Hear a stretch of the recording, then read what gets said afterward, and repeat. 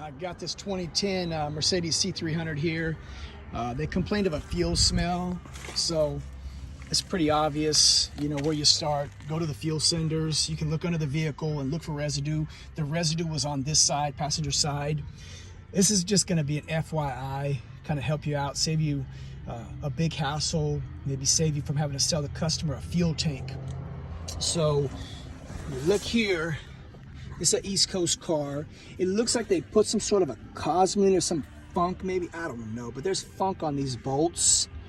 And so when I hit this with my little snap-on, my little gun, they broke free. But then that funk there created too much resistance, and I had two of these then strip on the tank side under this bezel. What a bitch to get those two out. So, you know, some special pliers, some tension, but I got them up and I got them out, and now I've got this locked down and it's secured. So my advice to you would be to remove them by hand. Don't use a lot of force.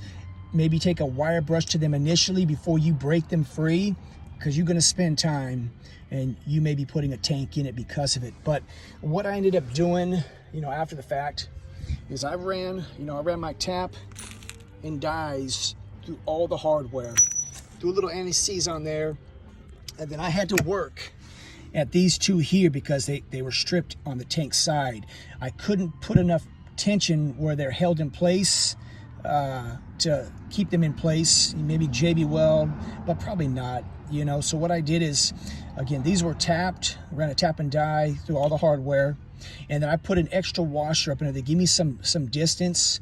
You probably could notch this and put a screwdriver here also, but I started with a little bit of extra space. Everything was clean, so these spun freely now, and I was able to keep tension up under them. And then when I got enough meat, I was able to actually get a bite on the threads and hold it in place to secure it. So now they're all secured and we're good. Problem averted. But put a good seal, put a new seal on it.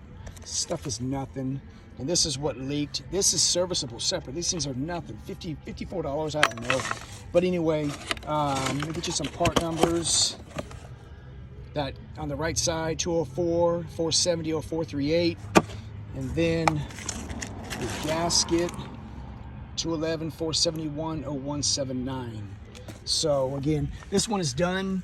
Happy about it. And I hope that helps y'all.